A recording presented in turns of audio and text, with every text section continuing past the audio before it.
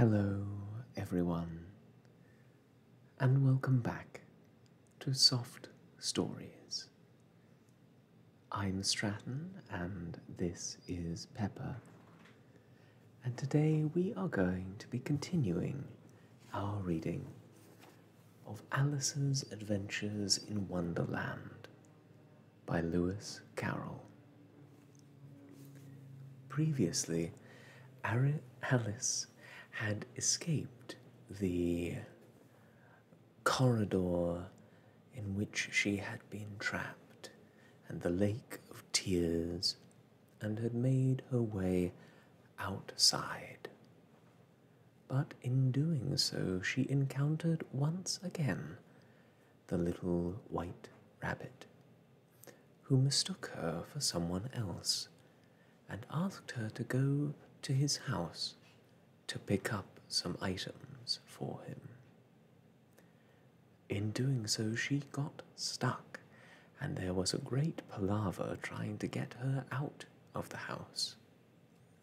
She has since escaped that predicament as well, and found her way into what appeared to be a wood, but was really a flower garden, where she has come across something very strange, sitting on top of a toadstool.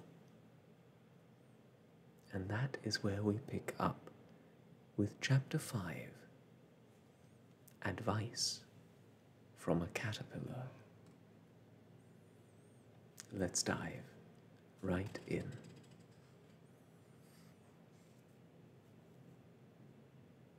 The caterpillar and Alice looked at each other for some time in silence.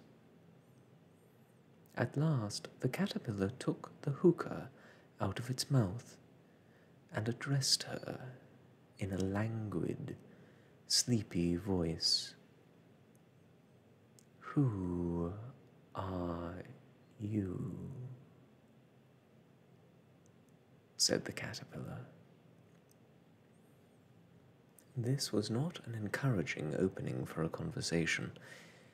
Alice replied, rather shyly, I hardly know, sir, just at present. At least I know who I was when I got up this morning, but I think I must have been changed several times since then." "What do you mean by that?" said the caterpillar, sternly. "Explain yourself." "I can't explain myself, I'm afraid, sir," said Alice, "because I'm not myself, you see." "I don't see," said the caterpillar. "I'm afraid I can't put it more clearly," Alice replied, very politely, "for I can't understand it myself to begin with, and being so many different sizes in a day is very confusing." "It isn't," said the caterpillar. "Well, perhaps you haven't found it so yet," said Alice, "but when you have to turn into a chrysalis, you will some day, you know, and then after that into a butterfly. I should think you'd feel it a little queer, won't you?" "Not a bit," said the caterpillar. "Well, perhaps your feelings may be different," said Alice. "All I know is it would feel very queer to me." "You?" said the caterpillar contemptuously. "Who are you?" Which brought them back again to the beginning of the conversation. Alice felt a little irritated at the caterpillar's making such very short remarks, and she drew herself up and said very gravely, "I think you ought to tell me who you are first." "Why?" said the caterpillar.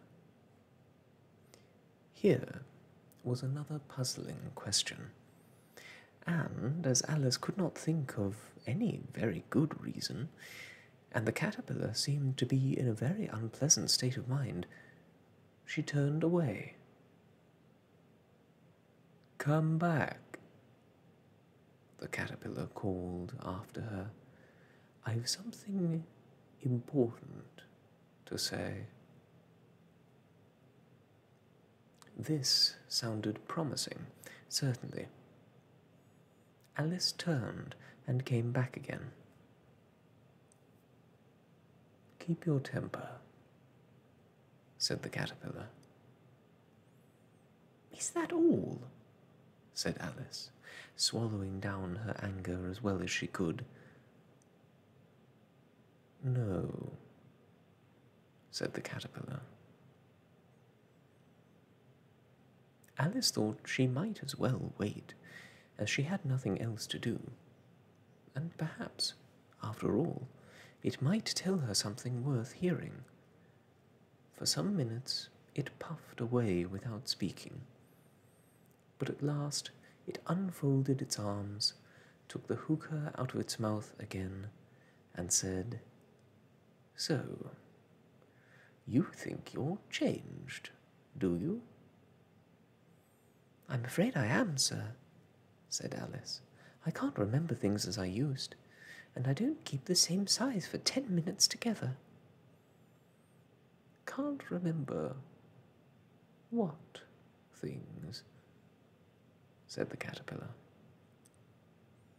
"Well, I've tried to say, 'How doth the busy little bee,' but it all came different," Alice repeated in a very melancholy voice.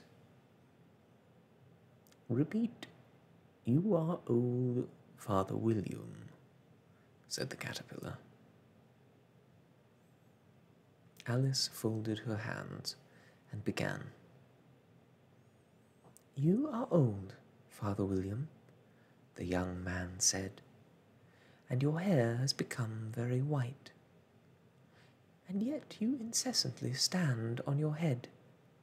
Do you think, at your age, it is right?"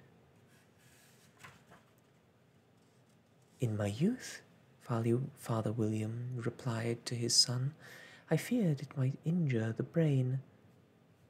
But now that I'm perfectly sure I have none, while I do it again and again." "You are old," said the youth, "as I mentioned before, and have grown most uncommonly fat. Yet you turn a back somersault in at the door. Pray, what's the reason of that?" "In my youth," said the sage, as he shook his grey locks, "I kept all my limbs very supple. By the use of this ointment, 1 shilling the box. Allow me to sell you a couple." "You are old," said the youth, "and your jaws are too weak for anything tougher than suet. Yet you finished the goose with the bones and the beak. Pray, how'd you manage to do it?" "In my youth," said his father, "I took to the law and argued each case with my wife, and the muscular strength which it gave to my jaw has lasted the rest of my life." "You are old," said the youth. "One would hardly suppose that your eye was as steady as ever. Yet you balanced an eel on the end of your nose. What made you so awfully clever?" "I have answered 3 questions, and that is enough," said his father. "Don't give yourself airs. Do you think I can listen all day to such stuff? Be off, or I'll kick you downstairs." "That is not said right," said the caterpillar. "Not quite right, I'm afraid," said Alice timidly. "Some of the words have got altered." "It is wrong," from beginning to end, said the caterpillar, decidedly, and there was a silence for some minutes. The caterpillar was the first to speak. "What size do you want to be?" it said. "Oh, I'm not particular as to size," Alice hastily replied. "Only one doesn't like changing so often, you know." "I don't know," said the caterpillar. Alice said nothing. She had never been so much contradicted in all her life before, and she felt that she was losing her temper. "Are you content now?" said the caterpillar. "Well, I should like to be a little larger, sir, if you wouldn't mind," said Alice. 3 inches is such a wretched height to be." "It is a very good height, indeed," said the caterpillar angrily, rearing itself upright as it spoke. It was exactly 3 inches high. "Oh, but I'm not used to it," pleaded poor Alice in a piteous tone, and she thought to herself, "I wish the creatures wouldn't be so easily offended."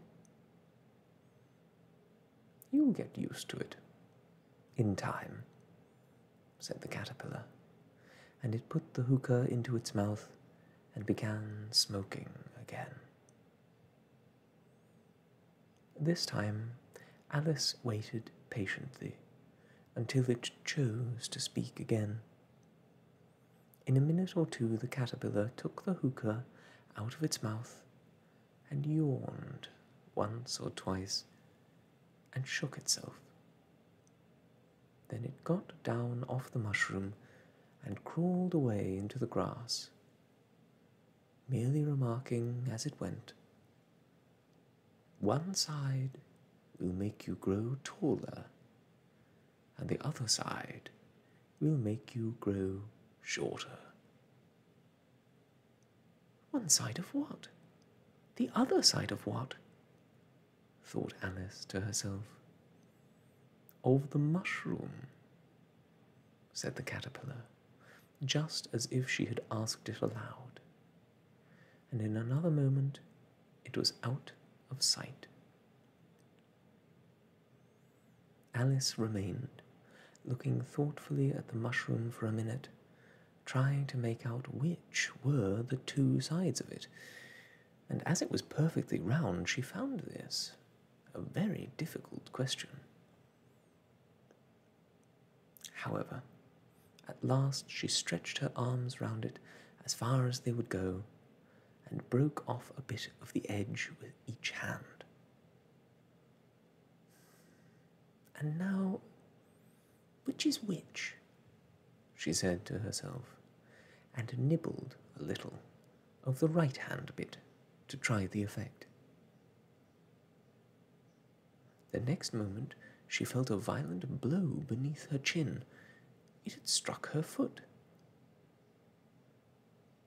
She was a good deal frightened by this very sudden change, but she felt there was no time to be lost, as she was sinking rapidly. So she set to work at once to eat some of the other bit.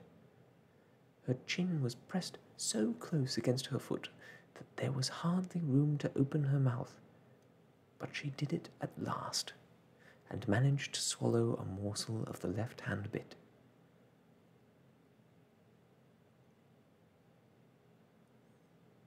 "Come, my head's free at last," said Alice, in a tone of delight, which changed into alarm in another moment, when she found that her shoulders were nowhere to be found. All she could see when she looked down was an immense length of neck, which seemed to rise like a stalk out of a sea of green leaves that lay far below her. "What can all that green stuff be?" said Alice. "And what have my shoulders got to?" And oh, my poor hands! How is it I can't see you?" She was moving them about as she spoke, but no result seemed to follow, except a little shaking among the distant green leaves. As there seemed to be no chance of getting her hands up to her head, she tried to get her head down to them, and was delighted to find that her neck would bend about as easily in any direction, like a serpent. She had just succeeded in curving it down into a graceful zigzag, and was going to dive in among the leaves, when she found them to be nothing but the tops of the trees which she had been wandering under. When a sharp hiss made her draw back in a hurry, a large pigeon had flown into her face and was beating her violently with its wings. "Serpent!" screamed the pigeon. "I'm not a serpent," said Alice indignantly. "Let me alone." "Serpent, I say again," repeated the pigeon, but in a more subdued tone, and added, with a kind of sob, "I've tried every way, but nothing seems to suit them." "I haven't the least idea what you're talking about," said Alice. "I've tried the roots of trees, and I've tried banks, and I've tried hedges," the pigeon went on without attending to her. "But those serpents, there's no pleasing them." Alice was more and more puzzled, but she thought there was no use in saying anything more till the pigeon had finished. "As if it wasn't enough trouble hatching the eggs," said the pigeon. "But I must be on the lookout for serpents night and day. Why, I haven't had a wink of sleep these 3 weeks." "Oh, I'm very sorry that you've been annoyed," said Alice, who was beginning to see its meaning. "And just as I'd taken the highest tree in the wood," continued the pigeon, raising its voice to a shriek, "and just as I was thinking I should be free of them at last, they must needs come wriggling down from the sky. Oh, serpent!" "But I'm not a serpent, I tell you," said Alice. I'm a... "Well, what are you?" said the pigeon. "I can see you're trying to invent something." I'm a little girl," said Alice, rather doubtfully, as she remembered the number of changes she had gone through that day. "A likely story indeed," said the pigeon, in a tone of deepest contempt. "I've seen a good many little girls in my time, but never one with such a neck as that. No, you're a serpent, and there's no use denying it. I suppose you'll be telling me next that you never tasted an egg." "I have tasted eggs, certainly," said Alice, who was a very truthful child. "But little girls eat eggs quite as much as serpents do, you know." "I don't believe it," said the pigeon.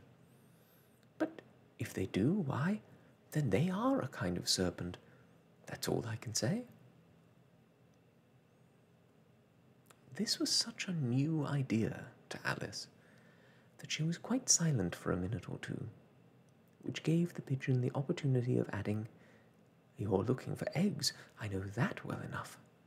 And what does it matter to me whether you're a little girl or a serpent?" "It matters a good deal to me," said Alice hastily. "But I'm not looking for eggs as it happens, and if I was, I shouldn't want yours. I don't like them raw." "Well, be off then," said the pigeon, in a sulky tone, as it settled down again into its nest. Alice crouched down among the trees as well as she could, for her neck kept getting entangled among the branches, and every now and then she had to stop and untwist it. After a while, she remembered that she still held the pieces of mushroom in her hands, and she set to work, very carefully, nibbling first at one and then at the other, and growing sometimes taller and sometimes shorter, until she had succeeded in bringing herself down to her usual height.